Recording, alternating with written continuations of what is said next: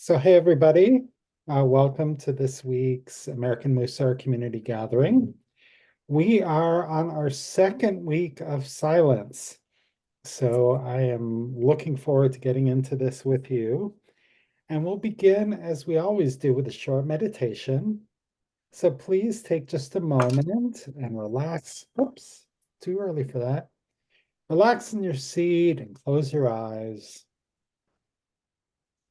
And take in a deep breath through the nose and hold. And exhale through the mouth and hold. And inhale through the nose and hold. And exhale through the mouth and hold. And as you go at your own pace of inhaling through the nose and holding, and exhaling through the mouth and holding. If thoughts should enter your head, just observe them and let them go. Like watching a car move past on the highway. Now is not the time for solving problems. Right now, all you need to do is inhale through the nose and hold, and exhale through the mouth and hold. And on your next inhale, say to yourself, Shema, and on the exhale, listen. Shema, listen. In Shema, we're listening deeply, without judgment, without offering advice. In Shema, we are listening with an open heart. Shema, listen.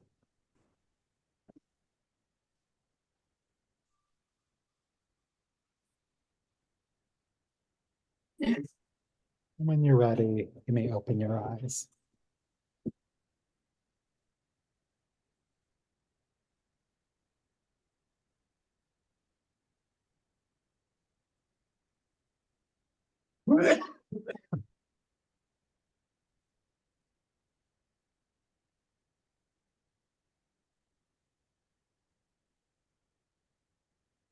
Hey, so to kind of dive into silence, um,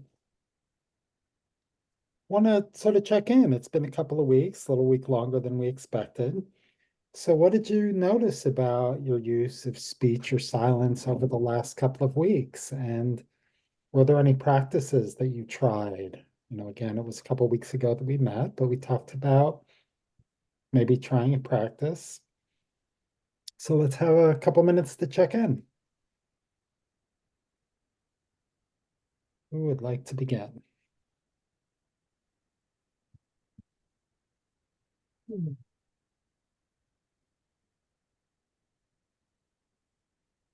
Martin, I see you unmuted. Did that mean you wanted to share, or was it just Oh, you? no, no, it's it. Oh, okay, no problem. Yeah, Bonnie.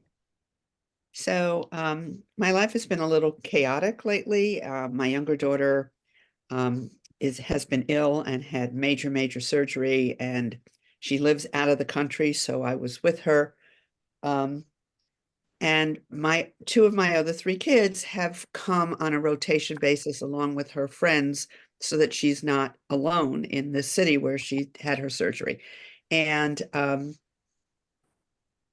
so I asked my older daughter a question and realized after I asked it and her response that it was not my business. Hmm. And that there was no excuse for me. I was just curious, and that was not a good reason. And so I called her up this week to apologize. Hmm. And she was surprised. She didn't really think that I had overstepped, but I did. Hmm. And that's something that, it's back to what, in fact, Harry, we were talking about this walking on eggshells with your kids, that they're adults. And if they don't have to answer the questions, but I also need not to ask them. Hmm. So that was something that I've really been working hard on. Hmm. Sounds like it. Not a new practice, one that I'm just really working hard on. Yeah, well, That's why we call them practices, because it's just like, not like we try it once, we've got it, we get it right once in a row, twice in a row, 3 times in a row. Doesn't mean we're gonna get it right the fourth time. Or maybe we get it wrong 3 times in a row, but then the fourth time we get it right. So we keep at it. We keep at it. So thank you. Who else would like to check in? Wendy, we're talking about how silence speech has shown up, or if we tried any practices since our last get together. No, I don't have anything to share today. Okay, no problem.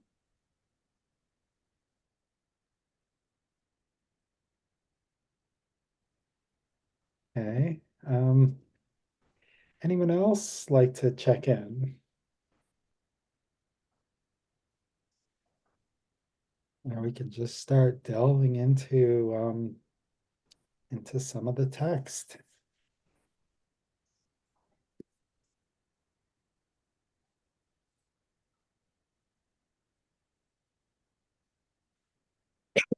So here's our spectrum of silence.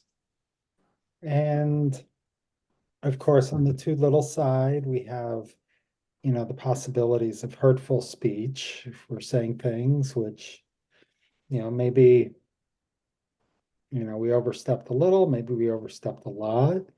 We don't have to be all the way on this end to be kind of a little bit over here on an occasion. And of course, too much silence, that can be lack of, helpful speech, or maybe not speaking your truth or not advocating for yourself.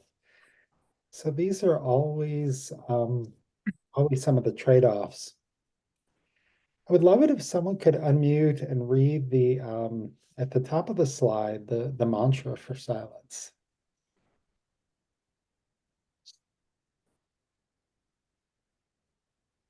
What benefit will my speech bring me or others?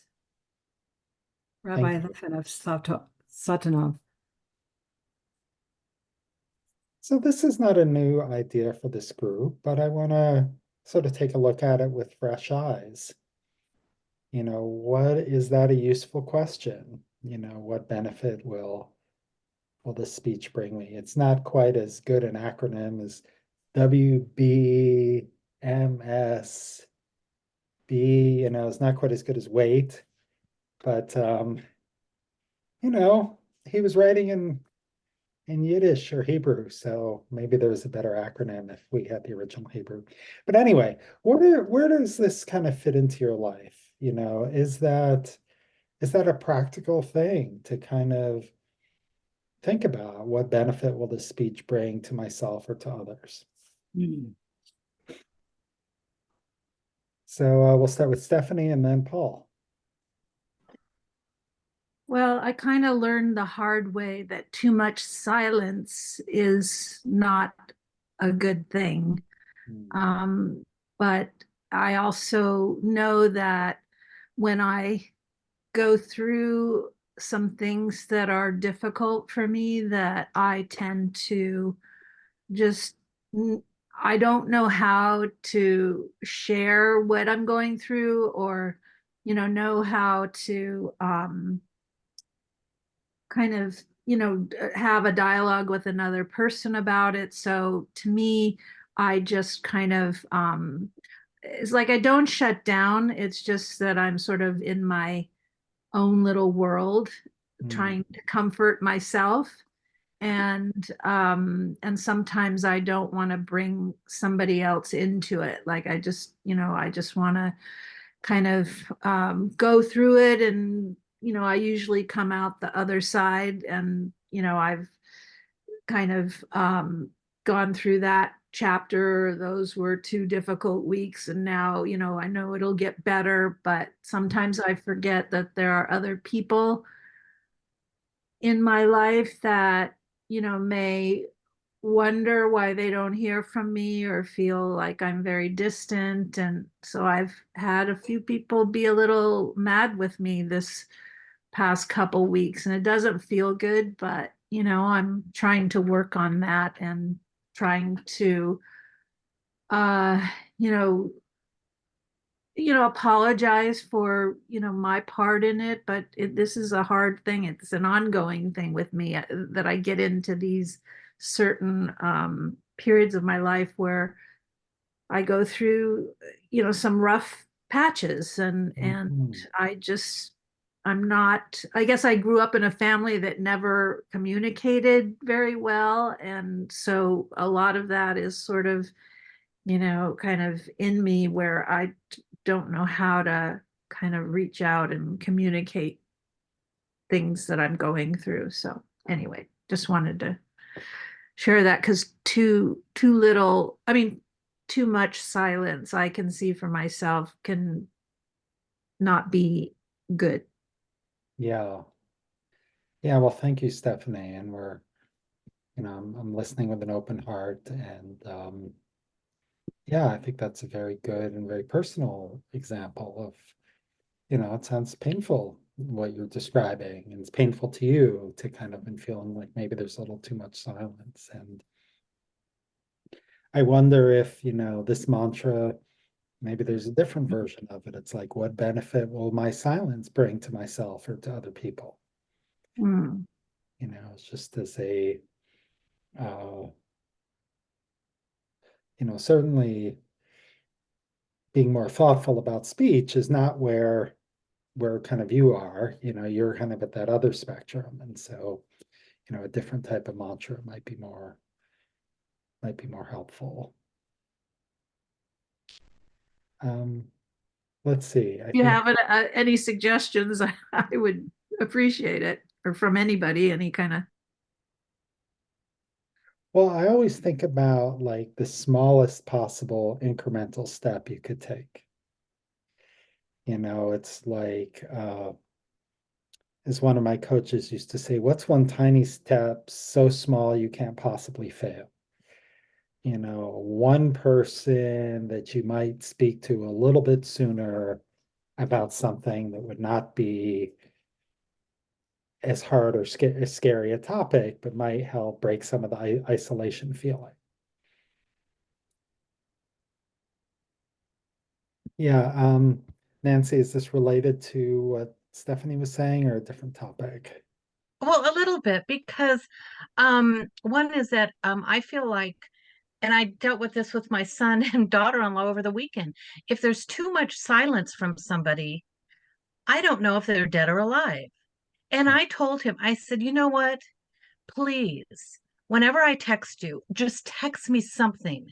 Do a thumbs up, do a heart, just so I know you're alive. Because when you don't say anything for sometimes days or weeks later, I don't know what's going on. And as a parent, and they kind of said something to me. I said, you know what? You don't understand it now, but you will once you have a child.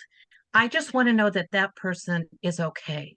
So Mhm. to me, sometimes too much silence can be very difficult to navigate because you just want to be sure. And then just saying a little bit, I found out this week has really cultivated new relationships. So there is definitely that balance. Yeah, thank you, Nancy. And when I was a product manager and I would get really busy, I would get so overwhelmed, I'd stop answering emails from the salespeople, and they hated that because they're like, I don't know what to do. I don't know what to say. Just give me any kind of an answer. And I'm like, that's fair. But it just was hard for me to do. Different situation, but similar impact. Silence has an impact on people too. So, Paul, you've been very patient.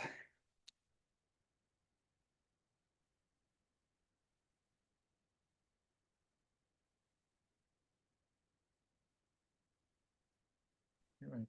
Okay, I was practicing my silence, yes. Um, oh, honestly, I think I probably have, I do have periods of time where I withdraw into myself, as Stephanie was saying, about her situation. But I think oftentimes that's not the normal course for me. And what I have found I need to do is post uh, a watch person inside my head when I'm engaging in conversation with somebody else, because it is relatively easy for me to get excited about whatever it is that I'm saying, and then I can just keep the conversation going all by myself for a long, long time. Mm. Carrie's really helped me out with this to make sure that I know that that's what's going on. So I appreciate that. And it has helped, because there'll be a time when I'll be in a conversation midway and I'll think, okay, so I've said enough. I'm interested in what's going on with them. I need to actually ask them what's going on. Mm. How are you doing? How are you and your husband doing? Whatever it might be. So for me, that is where not having enough silence, when I look back on my history of relationships, I can see sometimes I was really not cultivating the relationship. I was just enjoying the relationship. And those are two different things. Absolutely. Mm. Thank you, Paul. Thank you. Other thoughts about the spectrum or about the mantra? Yeah, Wendy and then Nancy. While you were all talking, I was thinking about silence and how strong it is, because you can use it two ways. So silence can be communicating, and then silence can also be withdrawing, and it's kind of a passive aggressive kind of, I don't really know what that means, but motivation, and how sometimes when you're thinking about silence and how it affects yourself or others, it can actually be a double thing. So that if you're asked to be quiet about something, and then how does it affect you? How does it affect another person? And sometimes you make the wrong decision and you talk and you shouldn't, or you stay silent and you shouldn't. And it's hard. It is. That's one of the reasons why Judaism writes so much about when you should talk, when you shouldn't talk. But it's why I like Mussar as opposed to like laws of rules, because at the end of the day, we just need to cultivate our own sense of balance and experience. And when we understand that dynamic, that we're going to make mistakes, it allows us to bring in self-compassion, forgiveness, and just moving on, repair. Arden. Yeah, and you can hear me? Yes. Yeah, so silence has, I guess there are two different venues. One, if we're doing everything online, silence is, then there's no information at all. But if we're with the person in person, then sometimes our body language will communicate. You can be silent, but your body language will be the answer. So I guess it depends on what arena is the silence being experienced. Yeah. Absolutely. Absolutely. And I spend a lot of time on Zoom in my classes, and I've learned I have to keep, can't sit there and frown, or if someone sends me a text message, I can't sit there and laugh while in the middle of a lecture. That's also, not that I would ever be like texting or talking during a lecture. This is a totally theoretical example, but yes, I think we all get the point. Sarah.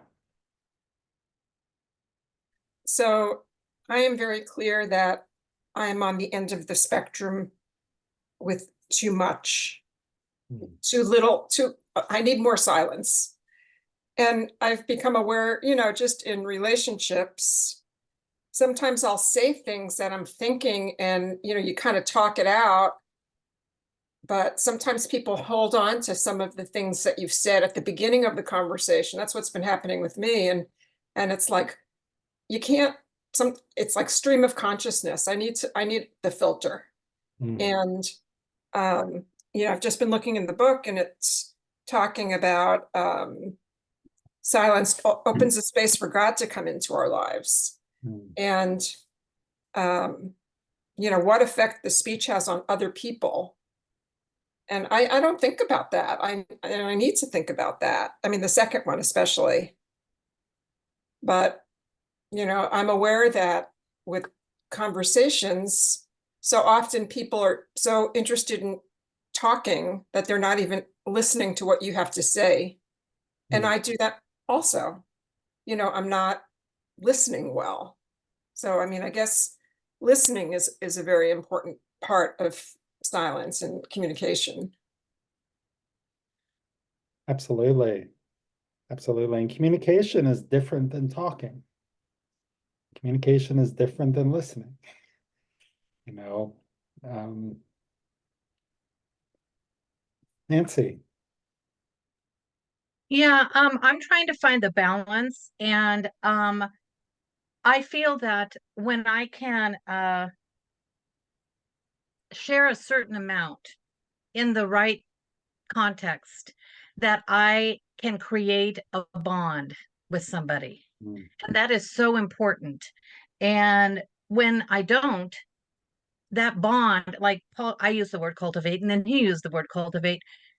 I don't cultivate and have that relationship grow, because if we are silent, we don't know anything about that person. And Mm. I'm in a group on Wednesday nights, and I shared something, and I was a little like, oh, should I have really done that? Mm. This person who I've had some issues with for quite a few months, I was not going to go back to the class because of this person. Mhm. And she came up afterwards and says, you know what? I just want to offer this video to you, and I'm going to send it to you. And I hope you get as much out of it as I do. And I was just like, if I hadn't opened up, Mm. now we would not have this bond that has been opened up, that this silence that we had has now made a breakthrough. And I am just so thrilled with that. And I went to a class today and opened up a little bit to find that the facilitator was at the church that I go to a week ago and into the same class I attended last night. And it's just like those little things we put out there, for Mhm. me, brings me closer to building a relationship with somebody. So again, it's that balance.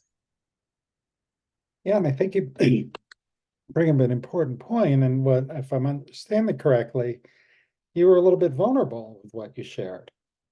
And sometimes we need to be a little bit vulnerable. It can be really scary to kind of say something and to share, um, something that's important to us. And, sometimes people are going to be receptive and sometimes they're not. And, um, it's definitely prudent to be like, okay, I'm not going to tell my whole trauma story here, but I'm going to tell a little piece of something that was important to me. And then when that happens, if I could just add, we see ourselves in somebody else. It's like, oh my gosh, you experienced that too. And again, that creates that bond as well, Yeah, that we're not alone. It's a small world. yeah. And so we've talked about in some of the past cycles, I don't have this reading here at the moment, but the whole world, the whole universe was created with speech in the book of Genesis.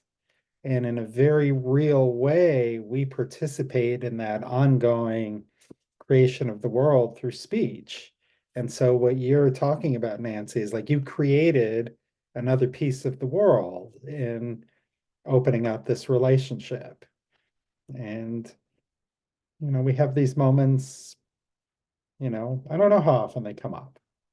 And we put something out there and maybe it doesn't go anywhere. But every once in a while it does. And that's cool. So thank you so much for sharing that. Karen.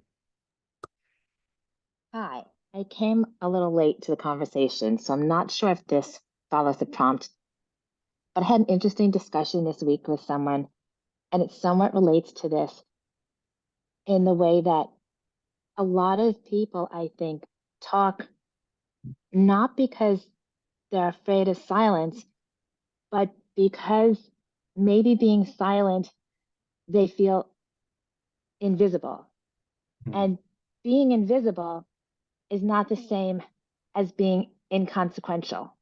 I had a big discussion about this, and I thought that that was really interesting. It started out with what makes you feel invisible, and for some people, that's okay if they don't feel inconsequential, like they can still be heard when they're not talking or not sharing something. And from there, I actually moved into Mussar and said, well, this brings up one of the traits of silence. And so I saw a relationship between sometimes being silent or being perceived as silent, being perceived as invisible, and then inconsequential. And so I just wanted to share that connection between those three words. Thank you, Just because I Carol. thought it was interesting. Yeah, no, it is interesting. And you know, I think the theme that's sort of emerging today from what you said and what many other people have said is kind of there's a number of different goals of Mussar. You know, there's personal development, there's becoming a mensch, there's bearing the burden of the other, which is one that I particularly like. And that has a real important sense of relationality. And I think one of the higher level things that Mussar does is it helps us with our relationships. You know, it helps us with relationality, kind of with a big R, a small R, you know, a cursive R, whatever way you want to punctuate it. But it's, you know, maybe it's even, you know, whether it's just giving more respect to, you know, someone in, you know, helping you in the grocery store or the barista, whether we speak to them, whether we acknowledge them, whether we look at them. These are all, I think, the benefits. This is all kind of how we have an opportunity to show up as our best in a way that allows us to be in relationship with others in more healthy ways.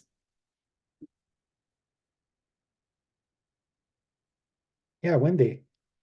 So Craig, are you saying that then when we talk to somebody, it's like opening up a door so that they can kind of get to know us, and that we can open the door then for a relationship if we're talking to somebody? Yeah, absolutely. I liked your, oh, I'm sorry. I like your creative, how the whole world was created through speech, because I'm thinking if I'm talking, then somebody else cannot be creating by talking. If that makes sense. I don't want to take their space, which is another Mussar trait. And so I was thinking, then let them create. Yeah, it's all of these kind of fit together. It's a dance, trying to figure out how it works. And as my friend Adam first described it, he said, "Oh, so Mussar is kind of like extreme spiritual fitness, where you work on one kind of spiritual muscle group at a time. You know, today's leg day, so you know, we're going to be working hard on that sort of tougher trait for us. And okay, well, this is arm day, and my arms are already kind of strong, so that's good. But oh, hey, I had this little muscle off to the side, you know, which I didn't even realize was there when I tried this new exercise. So as we move around kind of the circle, we get exposure to these different traits and ideas.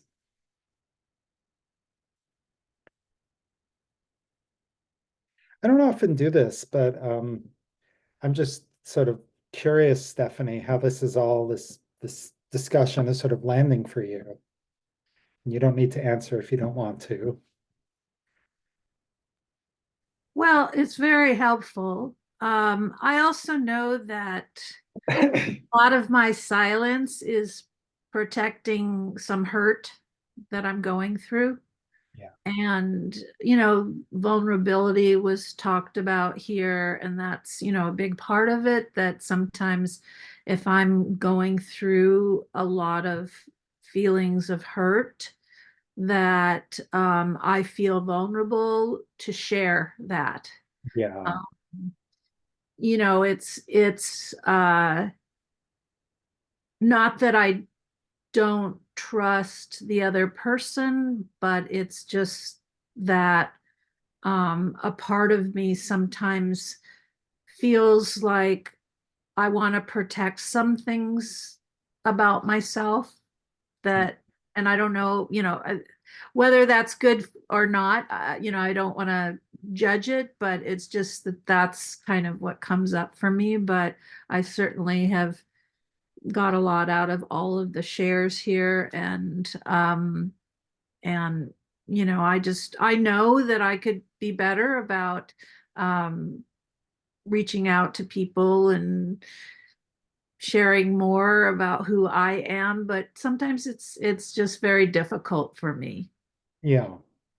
Yeah, and I think, we all have to honor our own self-protective instincts too. And it's not that I don't want to. I'm also a very shy person, so it's like when I kind of feel more comfortable, then I will feel a little more like sharing. But sometimes, like this topic, because I am silent a lot, so it's like my topic, but it's not necessarily a good thing to be so silent. It could be kind of difficult for people to know who I am, get to know me. So yeah, it's all been good. Good, good. I'm glad to hear that. Carrie.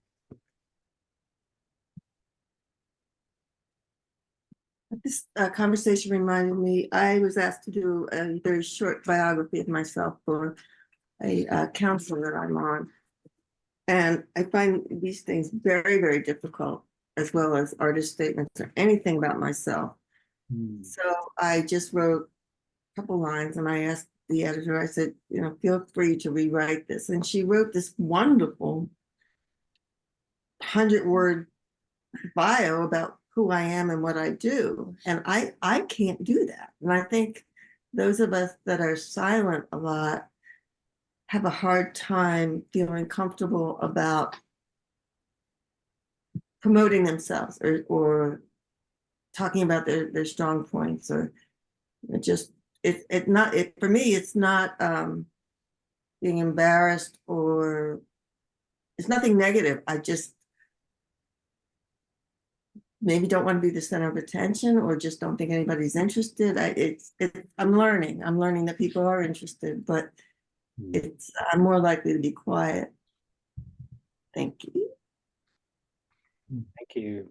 And that reminds me of another one of my favorite sort of outcomes that I experience from doing Mussar is just a sense of wholeness and a sense of feeling okay in my own skin.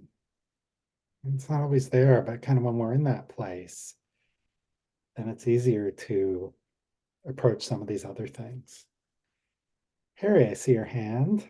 Yeah. Isn't there a mandate someplace in the Bible or in Talmud that about gossiping, and you're not allowed to gossip about anybody, and if you hear gossip, so there isn't that silence we have to learn? Yeah. As a matter of fact, that was what the next reading was going to be, kind of on this topic of, a lot about, there's different words for it, for slanderous speech. And so maybe we'll just take a peek at that, because that's a big part of this topic for sure. Cool. Lashon hara is one of the words for slanderous speech. Actually covers slanderous speech that is true. So Harry, do you want to, I don't know how big a screen you're on. Are you in a position where you can read the first bullet? Sure. Oh, am I silent? Can you hear me? I can hear you. Okay. The danger of Lashon Hara to the speaker. Evil talk, Lashon Hara, is so grievous a sin because it kills three people: the one who speaks the evil, the one who listens to the evil talk, and the one who is being slandered. Talmud Erechem 15b. Great, thank you. So, so why is slanderous speech kills three people: the one who's speaking, the one who's being spoken about, and the one who's listening? So why is it bad for the speaker?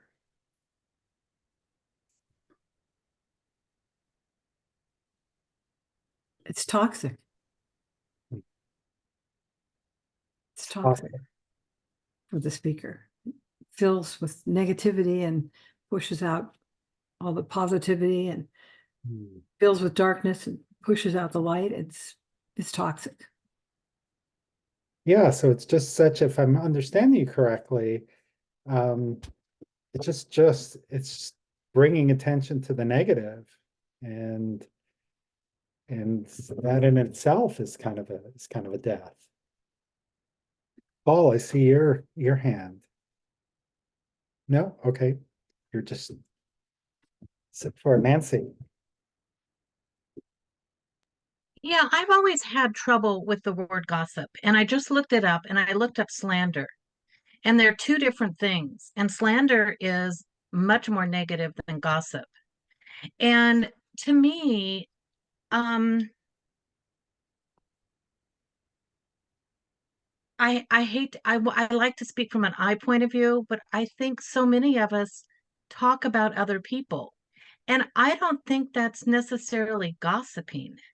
So maybe in a Mussar definition, can you explain what gossip really is? Because we're all going to say something about somebody, but it doesn't even mean that it's a bad thing. Maybe it's a good thing. Is that still gossiping? It can get very nuancy, but like sometimes I could be saying something good about someone, which could have a negative consequence. Like, oh, did you hear so and so? They got this new car and they got a Tesla and they got the top of the line model. And maybe that's going to evoke jealousy in the person that I'm talking. Wow.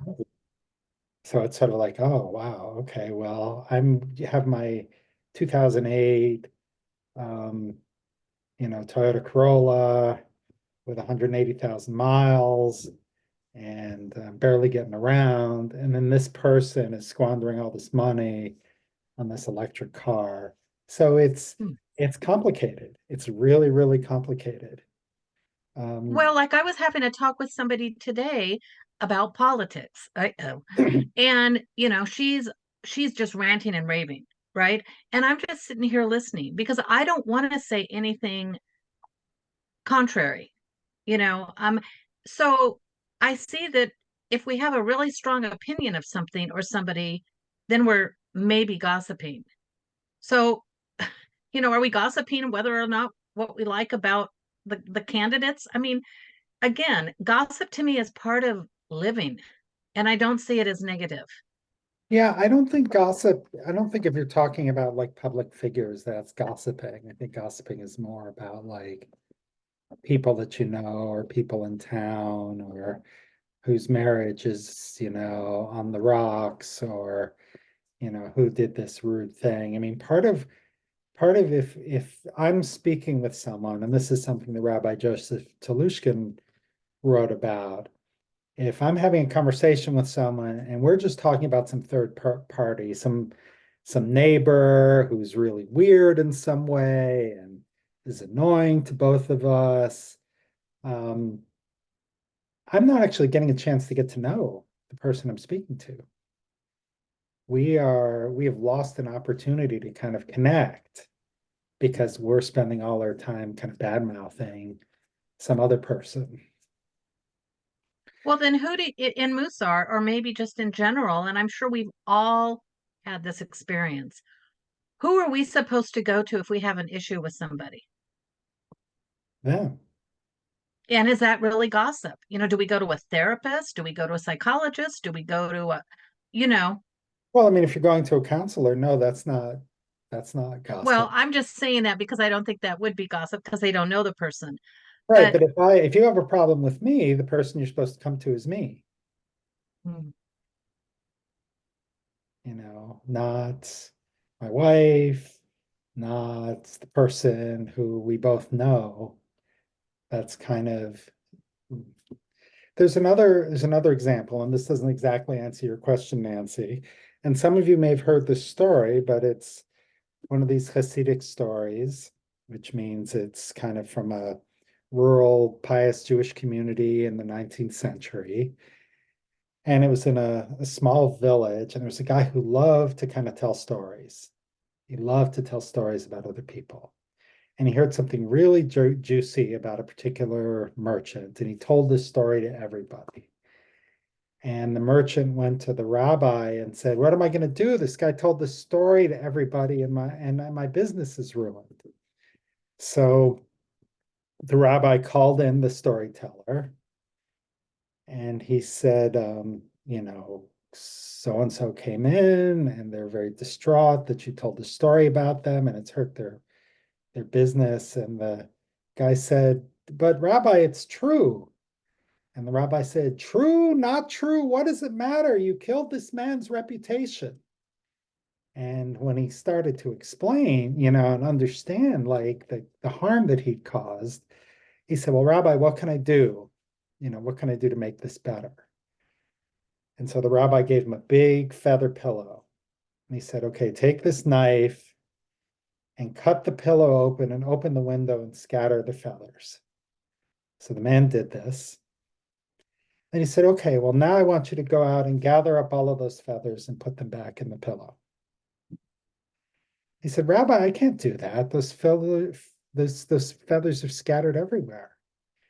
And he said, "And that's exactly why gossip is so harmful, because it scatters everywhere. There's no calling it back, like once you've said these things. And so there's no putting the feathers back in the pillow once something is out there." And so this is not an easy thing. And this is very countercultural to a lot of the ways that we've been raised. And it's very easy to react, "Well, am I supposed to just not say anything ever?" Well, it is called silence. No, of course we need to communicate. But it's really, I think, a lot of kind of the norms of what we do and what we don't do are sort of challenged by some of these teachings. And we can decide whether or not the degree we incorporate them. Okay, Paul, I think this time you do have your hand up. Okay. So I went to Merriam-Webster, The dictionary. the dictionary, yes, not the person. Not the person. Did you have a problem with Merriam-Webster you needed to work out, or was that? I'll take that up with Merriam. Okay. Thank you very much. But this is what I think of when I think of gossip, is if it's a person, you could say a person who habitually reveals personal or sensational facts about others. Now you can say facts there, sensationalizing, maybe you're shading the facts some, but I think that there's something there about if you're revealing personal details about somebody, well, who broke trust in order for you to know those things? And are you breaking trust with that person if they had told you something about that you're then revealing that to somebody else, knowing, as the story said, knowing that it's going to spread because it's something shocking, or it's something unusual, or reveals something about the person that person was not revealing to the world in general. And so I think that is the difference between, if I went to, like, I have a sponsor in 12-step program. So if I go to my sponsor and I say, "I'm having some problems," I am in a sacred space with my sponsor. And we are there for me to take responsibility for my part in whatever's going on. And that's the arrangement, that's the understanding. So it's really not about to tell this person this really salacious story about what happened and, laugh about it or whatever it might be, but it's really to get some clarity so I can go forward and have a better understanding how I can handle myself with this person, or do I need to just stay away from the person for whatever it might be. So that's what I think of as different between gossip and trying to find out, talking with somebody else about a third person when it's really meant to do the right thing as opposed to simply spreading stories. Does that? Oh. That sounds good, Paul. I think that's helpful. All right, well, we are really, we've been having such a great conversation that we're a little squeezed for the breakout rooms, but I do want to get there because it's been a few weeks since we've met. And I think it's important that you have that time for that level of conversation. So I'm going to put a little bit of a prompt in the chat. And this is from Rabbi David Jaffe. When we harm others through speech, we dull ourselves to spiritual experience. Mocking speech destroys trust, and we literally make it difficult to dwell together as neighbors when we speak Lashon Hara, which is this kind of mocking speech. So prompt is, what might it mean to dull us, something that mocking speech dulls us to spiritual experience? We've talked about a lot of stuff, so you guys can pick a different topic. This has been very rich and fruitful, but we'll probably only have about 6 minutes. So just a little quick hello.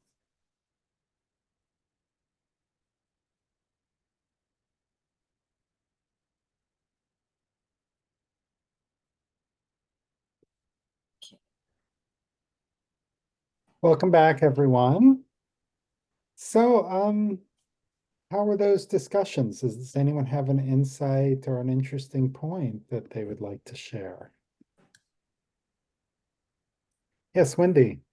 One person said, being present is saying something, and that was really helpful for our discussion.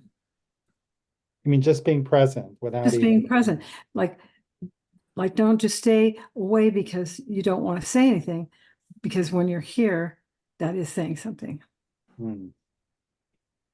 Thank you. Like at a birthday party. Yeah, absolutely. I mean, or like at a shiva. At a shiva, You're not especially. there to chat it up with people. You're there to just be present. And that does communicate something. So I love that. Thank you for sharing that. Can I say who it was? That's okay. for He says share. yes, Martin, actually. Martin, okay. It was very, very helpful. I just thought it was really wonderful. Cool. Other anyone else have insights they'd like to share? It is almost dinner time for the kitten, and she is still very active. Going to town on the blinds over here. All right, well, we can then, oh, Paul. Yeah, just very quickly, I think that it's not like exactly like beauty's not in the eye of the beholder because you're communicating with somebody else when there's gossip involved. But certainly, I think that my intention in communicating something about a third person to somebody else, my intention and whether I have integrity, I've got to be the one to be on top of that. And I think that is what determines whether talking about other people is gossip or not, and whether that is toxic or caustic in terms of relationships or not. So that's all. Thank you. I hear part of what you're saying, and this may not have been everything, was also like we're ultimately responsible for what we say. Like the buck stops with us. And we're responsible for the consequences of what we say by extension, too. Maybe it was what we intended, maybe it wasn't, but we're still responsible for the consequence. Let's take a look at the actions again. See if there's the slide.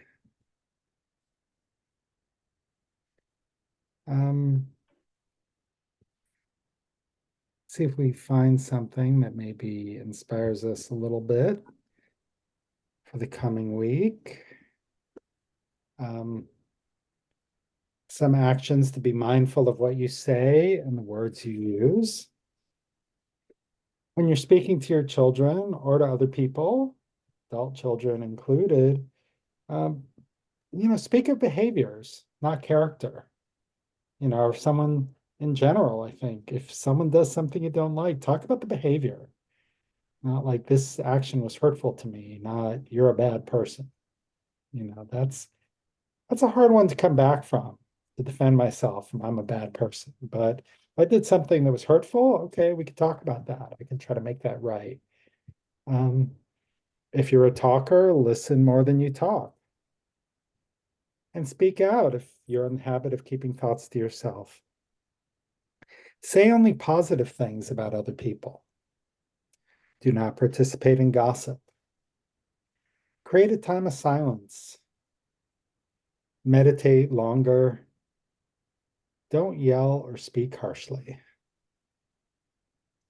So maybe just take a moment and look at these and think about, like, what's one area where you could stretch a little bit, or maybe an experiment you can try. Playing with one of these ideas or a different idea. Something that you can try in the next week.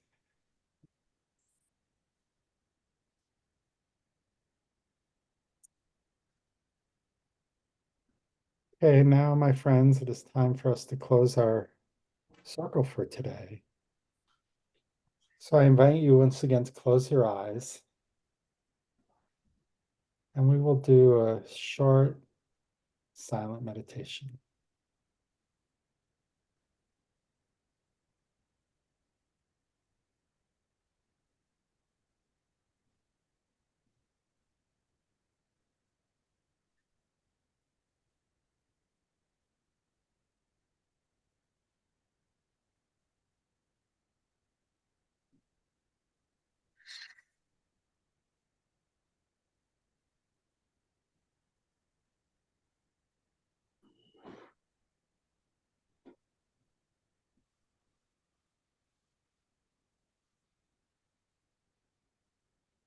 When you're ready, you may open your eyes.